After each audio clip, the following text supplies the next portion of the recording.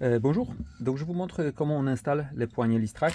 Donc du coup on a trois choses, les caches, la visserie et les poignées. Donc souvent elles viennent déjà assemblées, donc en fait il suffit de dévisser vis pointeau d'un côté, comme ça vous libérez en fait la tige et la poignée.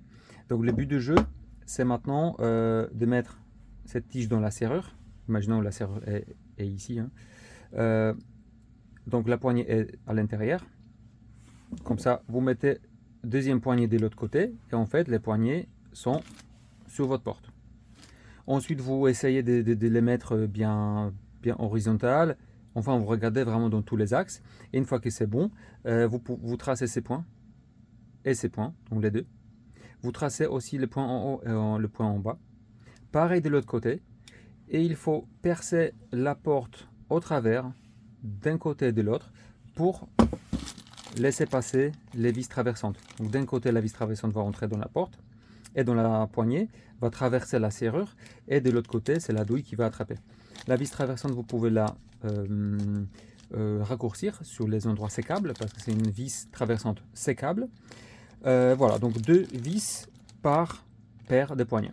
En plus, vous pouvez rajouter les vis à bois sur le trou en bas et les trous en haut.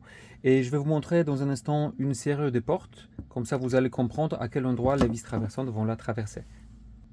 Là j'ai ramené une serrure un peu au hasard, hein, là c'est en l'occurrence une serrure toilette. Donc vous voyez dans le coffre il y a normalement les trous pour les vis traversantes. Après, si votre serrure est ancienne, vous ne souhaitez pas la changer, c'est pas grave, vous pouvez utiliser uniquement les vis à bois pour installer vos poignées.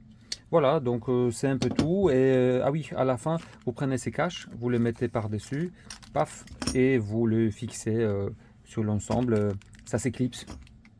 Donc si vous avez d'autres questions, n'hésitez pas.